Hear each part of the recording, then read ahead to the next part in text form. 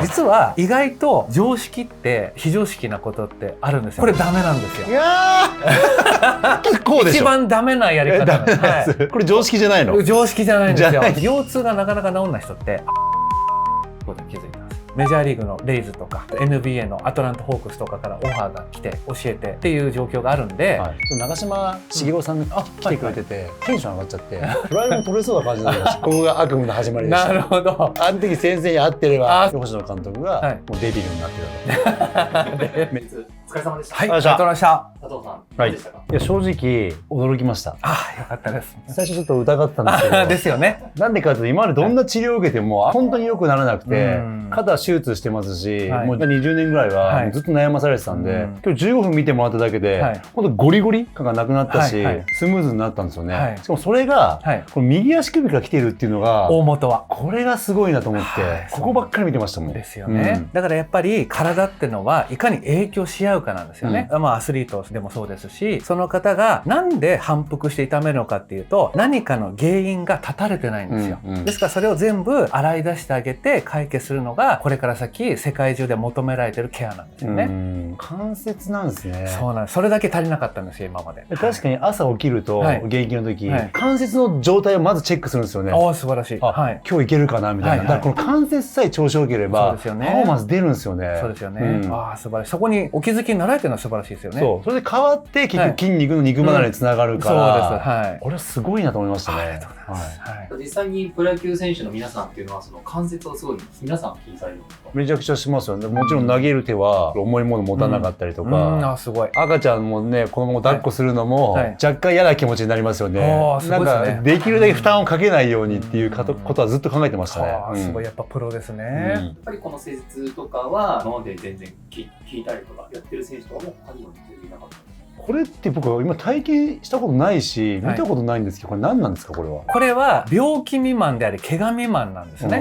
非特異性っていう専門用語で言うんですけど、要はスポーツ障害っていうのは繰り返しのストレス、金属疲労とかでなるじゃないですか。でやがて爆発してスポーツ外傷って言って怪我になっちゃう、その直前の状態なんですね。っていうのは筋肉の例えば癒着であったり、反根って言って傷跡があってこれが伸び縮みを悪くしてたり、あとはミスアライメントっていうんですけど、関節の位置がずれてたり、こういうのが足を引っ張って怪我してるんですよ。それを全部正常化してる、整えてるってことなんですね。これがなかったんです今まで。これやれる人いるんですか？世の中に。今増やしてますでしょ。いやこれは必要ですよ。もっといたらね、救われる選手いると思うし、パフォーマンス発揮できますよね。そうですね。日本のアスリートたちのパフォーマンスの底上げと怪我の予防ですよね、っていうところをやっぱやっていきたいなと思ってます。あと1個素朴な疑問があるんですけど、これ今いい状態になったじゃないですか。これどれぐらい持つんですか？また戻るんですか？いい質問ですね。そう。それが気になりますよ。これはですね、やって間もない状況、例えばずれて間もないですよってなると癖がついてないんで、1回で良くなったりとかキープしやすいですね。そうなんです。ところがこれが何十年ものとかってなると、周りの組織が傷んでるわけですよ。傷んでると関節の位置を正常な状態に保つ機能が落ちてるんで、ちょっとした時にまた歪みやすいです。なので定期的なケア、あとは関節を保護するテーピングとか包帯で保護しとくと治りが全然良くなります。それが大事なんですよね。戻っちゃうことはあるってことですね。あります。ですからやっぱり我々がしっかり定期的にチェックするってことが大事なんですよね。怪我する前に原因をもう潰す。回したりとかいいんですか？自分でこういうのはあんまりやんない方がいいんですか？めちゃめちゃいい質問ですね。おすすめの足首のケアとかやった方がいいですかね。簡単に家でできるように。はい、そうです。実は意外と常識って非常識なことってあるんですよ。ある日突然非常識になっちゃう。じゃあこういう風にやってみてください。足首実際に回す、一般的にやってみてください。いつもこうやってやるんですよ。これダメなんですよ。いやーダメなの？ダメなんです。こうでしょ。一番ダメなやり方なんです。これ常識じゃないの？常識じゃないんですよ。これはですね、柔軟性をつけるっていう意味では常識の面もあります。ところが関節の状態を正常な状態に保つっていう側面から見ると非常識なんですよ。ですからよくあるのが筋肉にいいトレーニングって関節に悪いこと多いんですね。例えばよくお願いするんですけども、こう腕を伸ばしていただいて手首と肘をを一切動かさずに力こぶをもこって出してください。一切動かさないです。力こぶ出してください。こうってこと？ああ、動かしてます。どういうこと？出してみてください、これ。出せないんですよね。出せないです。どういうことかっていうと、肘の関節を犠牲にしないと、ここを鍛えることができないんですよ。なので、トレーニングばっかりやってると、関節の寿命を削ったり、こういう風にずらす原因になってしまうってことなんですよね。というわけで、じゃあちょっと足首に戻って、これを何がいけないか。結局、一番最初にこれがずれてるってお話しましたね。このストレスが出てきちゃうんですよ。なので、やらないといけないのは、ここを押さえること。出ないように。はい、やってみましょうか。こうですか？そう。これを押さえたら、こっち回しなんですよね。実は。こうじゃなくて、こっち回し。ボキボキ言ってますよね。言ってる。これ何かっていうと、ここの関節の隙間が詰まってて、これが周りの腱とか引っかかってこの音をしてるんです。実は関節のケアが必要なのはここなんですよ。なので、こっちに動かさないといけない。こっち回りなんだ。そうなんです。一般的にこっちやっちゃうじゃないですか。やっちゃう。こっちはもともと関節の構造的に動かさなくていいんです。もともとこっち行きやすいから。こっちの動きが本当は必要なんです。逆なんですよ、皆さんやってるの。先生、もっとさ、発信しよう。はい、頑張ります。知ってもらおう、これ。ですよね。大事ですよね。この情報で知りたい人いっぱいいると思うよ。ですよね。こうか。そうなんです。ここを押さえた状態で、そうです、そうです。これが一番関節のリハビリになって、柔軟性も上がってずれなくなるんです。なんか、腫れが引いたね、確かに。むしろ左足の方が腫れてるね。腫れてる、こっちの方が。白いしな、こっち。そうです。はい。こっちも整えたんで、綺麗な。本来のフォルムが出てる。本当だ。基本みんな足からですか、やっぱり。現代では、やっぱりその足首を使う機会もなくなってるんで、歪んでる人ばっかりですよね。まさか自分が外れてるって思わないじゃないですか。だから外れたまま生きてます、みんな。どこで覚えたんですか、この技術は。オリジナルです。オリジナルでたどり着いた。たどり着きました。運です。運ですか？運です。運もあるんですか？ただの運です。はい。やりまくってたらこれかなみたいになったってことですか？腰痛が多いじゃないですか。腰痛抱えてる人ってなんでこんな治んないんだろうと思ってた時に、共通項で足首の向きがおかしいと気づいたんですよ。腰も足首なの？そうです。足首、膝、股関節、腰って上がってくるんで、腰痛を治すにはまずどっから影響を受けてるのかというのを探っていったんですね。そしたら、腰痛がなかなか治んない人って足の向きがおかしいことに気づいたんです。だから足首を整える技術を自分で鍛錬して身につけたんですね。運です。確かにね、ここが一番地面支えてるもんね。体重支えてるもんね。そうなんですよ。野球選手も結構腰痛抱えてる方とか多いです。腰痛抱えてる人も多いですし、ピッチャーもバッターも同じ方向の動きなんですよね。右ならこれじゃないですか。これだからバランス絶対ずれてると思うんですよね。ですからやっぱり歪んでしまったバランスを都度修正してあげるっていうのを関節から見ていかないと。筋肉の緊張っていうのはケアで取れるじゃないですか。ところが関節ってずれたら、例えば何かマッサージしてもパコンってはまるわけじゃないし、だからやっぱり関節を見れる先生がそばについててあげるのが一番アスリートを守れるっていうことなんですね。マッサージで筋肉ほぐすのってあんまり好きじゃなかったんですよね。ああ、なるほど。ほぐれるんだけど、ほぐれすぎちゃってパワーも出なくなっちゃうような気がして、こういう関節のケアの方がパフォーマンスをこうずっと長いこと出せるような気がするんですよね。特に野球でシーズン長いんで、関節をとにかくいい位置に置いていけば、長くこういい状態キープできるのかなっていうふうに思ったんで。海外で活躍してる選手とかも、痛めるのは関節ですもんね。ピッチャーだったら肘とか。ですからやっぱり関節のケアってどこでもやっぱりできるようにならないといけないなと思ってます。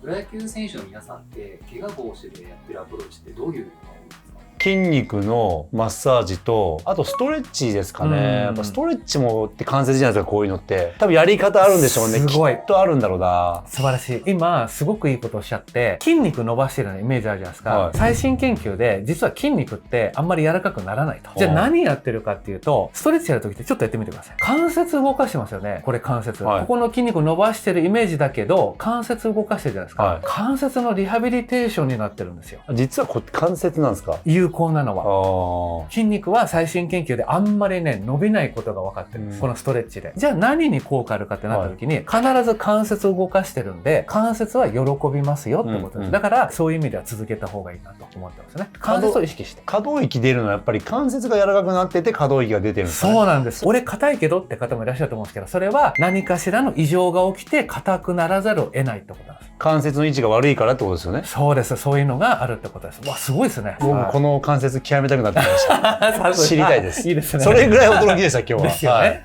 すごいわ。僕もできるんですか？できます。先生とか学べば。もちろんです。もちの論ですよ。もちの論でなれるの？なれます、なれます。まあ、誰でもなれます。キュッとかやれるんですか？できます、できます。マジか。やりたくなりましたね。やりたくなりました。やってあげたい。めっちゃいい笑顔。そうですよね。守ってあげたいですよね。守ってあげたい。自分と同じ悩みの。パフォーーマンス出てない選手多いと思う。そうですよね。もっと本当は持ってるのに、潜在能力というか能力持ってるのに、関節のせいなのかわからないですけど、何かのせいで出てない人のきっかけになってあげたいですね。そうですよね。この選手とかいるんですか？ライオンズの選手全員です。やっぱりね。全員受けた方がいいですね。まあでもチームへの恩返しになりますよね。恩返しになりますね。こういうの広めたいね、野球界にね。そうですよね。めちゃくちゃ良かった。もうね、打てそうだもん。ですよね。この流れって、まさか現役復帰とか、あるかもね。ですよね。バッターってやっぱ軸を意識してるんで、足上げるし、こうバランスなんで、わかるんですよ、調子がいい悪いって。なんかいい位置にあるな、みたいな時って、軸取れてバランス取れて打てるんですよね。このいいなっていう状態をキープできるのって、これ結構つながるんじゃないかなと思いました、今日。はい。本当に嘘じゃなくて。すごいよ。俺が言うのもなんですけど。めっちゃすごいです。びっくりしました、本当に。はい。ありがとうございます。角田先生の施設って今、施術者の方を育てるっていうのをやってるんですけど、アスリートのセカンドキャリアっていうところでも、なんかこう、うまく絡めるのかな。その辺ってプロ野球選手のキャリアとして佐藤さんどう考えますか？セカンドキャリアで困ってるって言い方は違うのかもしれないですけど、まあ進む道がなかなか難しいっていうケースが多いんで、野球っていうのは一個強みなんですよね。もう一個何か付加価値をつけることによって、この野球がまた光るんで、野球プラス関節っていうのが出てくるのを覚えると、このね、二刀流が何かと何かをかけるって絶対いいと思うんで、野球との関節っていうのを覚えてやると、オンリーワンとか唯一無二になっていけるんじゃないのかなっていうのをすごく感じました今日。野球も教えられて、ケアもできて、しかもこんな短時間で最高じゃないですか。はい、いいと思います。これって資格いらないですか？特にいらないです。いらないですか？怪我を別に治してるわけじゃないですし、本来その人がある状態に整えてるだけなので、というか私自身が資格を認定して出してるような状態ですね。はい、ちゃんとその関節の状況と筋肉の状況を見極めて、適切なアプローチができてますよとっていうのを認定して資格を出してる感じなんで。そういうことなんですね。なんていう資格なんですか？その資格自体は。関節のケアはジャパンジョイントアジャスター。なんで英語かっていうと、世界を目指したんです、これで。日本のそのケアできる人間が、これ世界をリードするっていうプロジェクトでやっていきたいんですよ。私自身もメジャーリーグのレイズとか、NBA のアトランタホークスとかからオファーが来て教えてっていう状況があるんで、アメリカはすでにリードしてるんですね。このヘルスケアが。やってるんですか？アメリカではもう。もう取り入れてます。レイズは新しい怪我人0人です。メジャーリーグ。あんなに怪我が多い。ドジャースとか多いですよね。でも、レイズは0人なんですよ。なぜかというと、足りなかった関節のケアが入ったんで、みんな関節痛めないから、伸び伸びとプレーできてるってことです。関節をやっぱ休ませることにしかないのかなと思ってましたけど、関節をちょっと違うアプローチからいくっていうのを今日知れたんで、すごいなと思いましたね。もう一緒に世界に広めましょう。復帰したらもうとんでもなく関節の重要度が上がりますね。上がりますね。これで俺が打ったらね。もう早速打ちたいんじゃないですか。ばっかりバッティングセンター一緒に打ってきましたね。フライも取れそうな感じになりました。前振りですね。フライも取れそうです。前振りが。心の傷はもう繋がらないですよね。心の傷は成功体験を積むと、もうなかったことにできますよ。いいこと言う。そうです。パフォーマンス上げて、成功体験を積めば、傷は癒える。いいこと言う先生お願いします。ぜひぜひ。野球といえばで気になってるのはですね、大谷翔平選手が今年50も達成してすごいなっていうところなんですけど、角田先生から見て関節っていう点からの大谷選手、なるほど。実際に痛めてらっしゃるかはわからないんですけど、一応そのスイングどんどんこう進化されて、今は駒のような水平回転を軸にこう回られてるんですね。バットのボールに当たる面積を増やしてるのと、関節のパワーを筋肉のパワーに乗せて打ってるような形のスイングになってるっていう分析してるんですよ。それだとアッパースイングとかはやりやすいんで、ホームランは打ちやすいんですけど、左打ちなんで、右足首と左膝と腰が疲労が溜まりやすいんですよね。ですからちょっと心配な面はあります。どこの経過が出そうなんですか？そういう時には。右足首、左膝、腰のどれかが痛むんじゃないかなって。もちろん痛めてほしくないんですけど、スイングとか見てると疲労は溜まってるであろうという目測ですね。はあります、私の中では。あれでまた投げなきゃいけないんだもんね、来年はね。そうなんですよ。それいろいろ負担ききますよね。そうです。そういう映像を見ても何となくわかるんですか？ちょっとバランス悪いなとか。実際にレイズのこれ例ですけど、選手の映像を見て、この選手はここがバランス崩れてるから修正してくださいって連絡してやってもらうこともあります。どこでチェックしてるんですか？動きとか関節の向きとかですね。ですから先ほど佐藤さんの足首おかしいですよねっていうのも一発できましたもんね。それは動きとか立ち方で見てたんです。現場に入ってこられた時から出てるんですよ、ちゃんと。それは学べるんですか？コツつかめるんですか？楽勝です。覚えれば楽勝です。見るべきポイントがあるんで。ポイントがあるんだ。誰でも再現現性があると。そうです。佐藤さんから見た大谷選手ですよね。どうご覧になってますかね。僕から見た大谷選手、会いたいですね。ミーハ会いたいですね。誰よりも会いたいです、ね。なるほど。僕から言うことは一切ございませんよ。だって50、50ですからね。すごいですよね。アメリカで僕もプレーしてたんですよ、3年間。大学終わった後か。もうね、その時もこう筋骨隆々の男たちがガンガンいて、それがホームランバッターいっぱいいたんですよ。あんな中で日本人がホームラン打つなんて信じられないです。もうその世界を見ているだけに。ですよね。20年前の僕に大谷翔平って日本人がホームランバッター取るぞって言ってあげても絶対信じないと思います。日本人が取れるわけねえと。それぐらい別世界であれだけ活躍してるからマジですごいと思いますね。もう漫画の世界ですよね、言ってみれば。漫画以上。漫画以上。会いたいですね。ミーハー。この関節駆使すれば会えそうじゃないですか。いやいや、でもやっぱりその面はお悩みなんじゃないかなとはやっぱ思います。いい選手はやっぱ怪我しないのが一番ですからね。怪我さえしなければ。無事これ名馬と。そう。本当それに尽きると思うから、いい選手怪我しちゃうとね、寝れなくなっちゃうから、一番大事ですよ。グラウンドに立ち続けることが。佐藤さんって独立リーグのコーチとかもされてたじゃないですか。関節の怪我とかで未来が絶たれた選手とかもいらっしゃったんですか。そんな人ばっかりですよ。みんな能力はあるのに、やっぱり肩肘系が本当多いですね。あとバッターだとどこだろうな、腰ですかね、やっぱりね。はい。その辺でやっぱりプレーできなくなって、ポテンシャルはあるのに野球をやめざるを得ない人ばっかりですね。多いですよね。例えば野手のお話で言うと、膝を病んだ状態で筋出力を上げるとハムストリングス痛めやすくなっちゃうんですね。腰の状況が悪い状況でスイングを頑張って出力を上げてやるとすると脇腹を痛めるんですよ。例えばじゃあ脇腹を痛めました。でも原因が腰って思わないですよね。ですからやっぱり関節の視点、ハムストリングスを痛めるときは膝が悪い可能性がある。脇腹を痛めたときは腰の関節が悪い可能性があるっていう新たな視点があると、それも予防できるんですよ。視点を変えてね。そうです。本当そうですよね。そこばっか見ちゃいますもんね。そうなんです。筋肉視点、関節視点って両方必要なんですよね。連動してるんですね。そうです。もう一個質問していいですか。はい。ウエイトトレーニングとかあるじゃないですか。フィジカル上げるのって、あれはどうなんですか。関節の面からいったら必要なのか、ある程度やった方がいいのか、全くやらなくていいのかっていう。野球というスポーツに関して。野球というスポーツに関して。やったらやっただけのそのパワーはつくと思うんですよ。もちろん。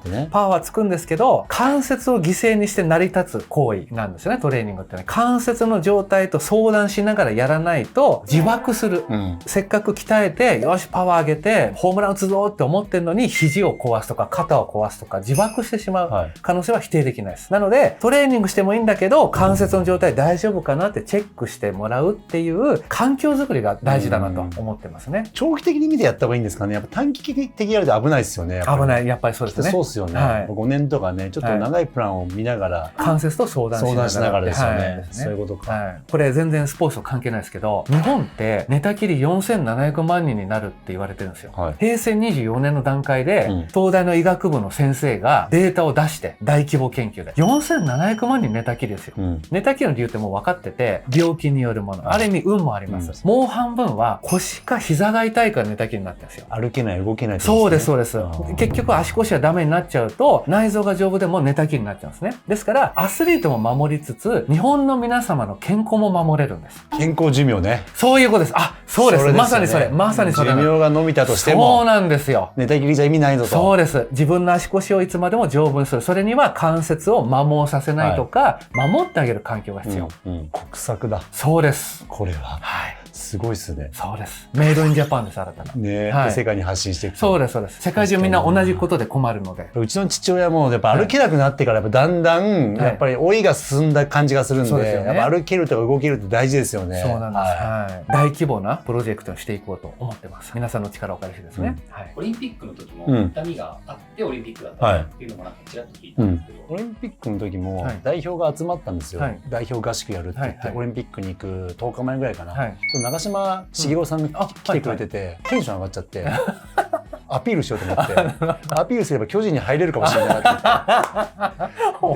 てレフトからシートノックやってて初球見られてたからぶん投げたんですよ。肩ビーンって全力で肩痛めたんですよ。国際球の重さに慣れてないんですよ。重いんですよね。ちょっと違うんですよ。日本のプロ野球のボールとこう慣れてないのにテンション上がっちゃったもんだから投げたら痛めてここが悪夢の始まりでした。なるほど。あの時先生に会ってれば。そうですね。もうレーーザービームで。ねえ。そしたらエラーもなかったかなと思うと思うんで。ああ、なるほど。ってことは、流れ的にエラーも、例えば補給しようとした時に、いてってなったとか、そういうのももしかしてあったんですか？上がりづらいなとか。投げる方なんで、取る方は大丈夫だったんですけど、投げるのって僕の中では結構自信なパートだったんですよ。ここは1個奪われたことによって、守備への不安が倍増したわけですよ。で、それは心につながり、最後落とすっていう流れになっちゃったから、なるほど。星野監督がもうデビルになってると。めちゃくちゃおこでしたね。僕は韓国ベンチに帰りたかったです。面白い。なるほど。その時角田先生と出会ってればエラーはなかったんですね。なかったですけど、エラーのおかげでこうやってでもそうですよね。お仕事も増えてるんで、悪いことじゃないまあそうですね。結局巡り巡って一番幸せになるような道を歩まれてるってことですよね。健康寿命っていうのはやっぱ一番ね、これからね、本当に課題だと思うんで。もうやっぱりそれこそさっきおっしゃった国策で厚生労働省とかも取り組んでるんですけども、いまいち成果が上がってないとっていうお話もやっぱ私伺ってますんで、じゃあっていうんで今立ち上がってやりましょうと。日本への恩返しっていう意味でやりたいんですよね。野球選手もそのセカンドキャリアっていう仕事の面でもそうですけど、体の面でもすげえ不安だったんですよ。これだけ酷使してきて、じゃあ70歳とか80歳になって大丈夫なのかなっていう、そうですよね。恐れが今もあるんですよ、やっぱり。歩けんのかなって将来みたいな。正直言うと、未来へのその前借りをしてるんですよ。過酷なトレーニングをした方ほど、やっぱりいろんな関節の状況とかを犠牲にしてその筋肉をつけてるんで、晩年関節病んじゃう方多いです。そうですよね。前借りしてますよね。前借りしてます。前借りして、負債を返す年齢になった時に、いかに守ってもらう人にそばにいてもらうかなんですよね。予防として早めに始めていった方がいいってことですね。そういうことになります。はい。鍛えられないと関節は。予防っていいですね、やっぱね。やっぱり予防未病。事前対応ですね。そうですね。もうこれからは間違いなく一番重要なことになってきますんで。はい。でも重要なことって、その状態になってからじゃなきゃやんなくないですか？そうなんです。危機が訪れてからさ、その重要性をさ、知ってやるけどさ、予防を早めにこれするって本当大事ですよね。今が一番の危機なんですけど、皆さんご存知ないんですよね。だからやっぱりこうやって影響力ある佐藤さんとかにも一緒に発信していただいて、皆さん一緒に頑張りましょうっていうのが大事なんだと思うんですよ。これの繰り返しが。早めに予防を始めてね。そうです。ずっと歩ける体でいきましょう。そうですね。大事だわ。はい。ご協力よろしくお願いします。はい。このチャンネルではアスリートをはじめとした様々な方の体の不調を関節に着目して見ていきます。あの人も成立してほしい。こんな人を成立してほしいっていうのがありましたら、ぜひコメント欄で教えてください。いいね、チャンネル登録、大変励みになりますので、ぜひともよろしくお願いします。